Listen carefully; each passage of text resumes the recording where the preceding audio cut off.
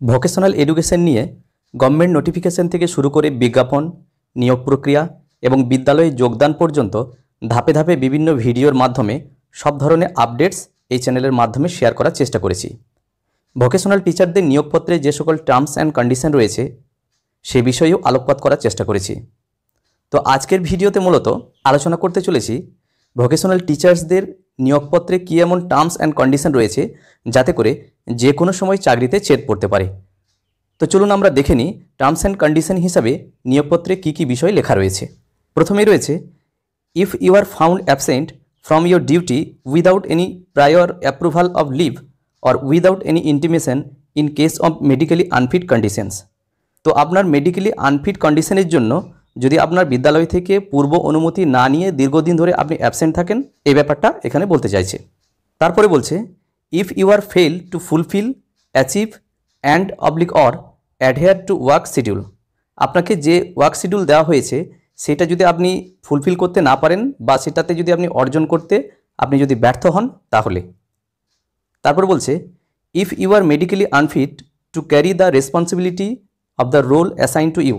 আপনাকে যে দায়িত্ব দেওয়া হয়েছে সেটা যদি আপনার মেডিকেলি আনফিট থাকার জন্য আপনি বহন করতে না পারেন, তো এটা বলা হচ্ছে এখানে। If you are held guilty of any friends involving model star beauty.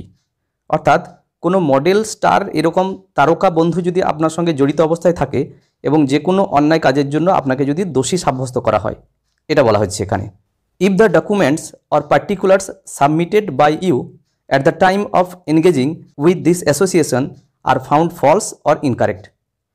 অর্থাৎ এই অ্যাসোসিয়েশনের সঙ্গে যুক্ত করার জন্য আপনাকে যে এনগেজমেন্ট লেটার দেওয়া হয়েছে সেই অবস্থায় বা সেই সময় যদি আপনার যে ডকুমেন্ট বা পার্টিকুলার্সগুলো আপনি দিয়েছেন সেই নথিপত্রগুলোতে যদি কোনো ভুল ধরা পড়ে বা সেগুলো যদি সঠিক না থাকে বা সেগুলো যদি আপনি মিথ্যা প্রদান করেন, এই কথাটা এখানে বলা হচ্ছে। Any other act of forgery or if found associated with any type of law break or any court case. অর্থাৎ যে কোনো ধরনের জালিয়াতিমূলক কাজের জন্য বা আইন ভঙ্গমূলক কোনো কাজের জন্য বা কোর্ট কেসের সঙ্গে যদি আপনি যুক্ত থাকেন, তো এই কথাটা এখানে বলা হচ্ছে। তারপরে বলা হচ্ছে, if the project awarded to the provider by DVET government of West Bengal gets withdrawn by the said department without any notice to the provider.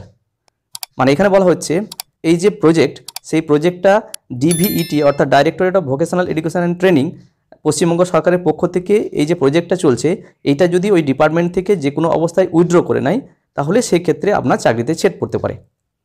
তো যাই হোক, এই বিষয়গুলো নিয়োগপত্রে বা যে এনগেজমেন্ট লেটার বা অফারিং লেটার সেগুলোতে লেখা রয়েছে। তো এগুলো সাধারণত অফিসিয়ালি লেখা থাকবেই, এগুলো নিয়ে অত চিন্তার কিছু নেই। আপনারা মন দিয়ে কাজ করুন এবং স্কুলের সঙ্গে সুসম্পর্ক বজায় রাখুন, তাহলেই আপনাদের উজ্জ্বল ভবিষ্যৎ গড়ে উঠবে এবং আপনারা সামনের দিকে এগিয়ে যেতে পারবেন। তো যাই হোক, এই টার্মস অ্যান্ড কন্ডিশন নিয়ে ছোট্ট এই ভিডিওর মাধ্যমে আমি প্রকাশ করার চেষ্টা করলাম। যদি ভিডিওটি ভালো লাগে এবং কাজে লাগে তাহলে লাইক, শেয়ার এবং কমেন্ট করা যেতে পারে এবং চ্যানেলে যদি সাবস্ক্রাইব না থাকে তাহলে অবশ্যই চ্যানেলটি সাবস্ক্রাইব করে রাখা যেতে পারে। সবাই ভালো থাকুন, সুস্থ থাকুন, ধন্যবাদ।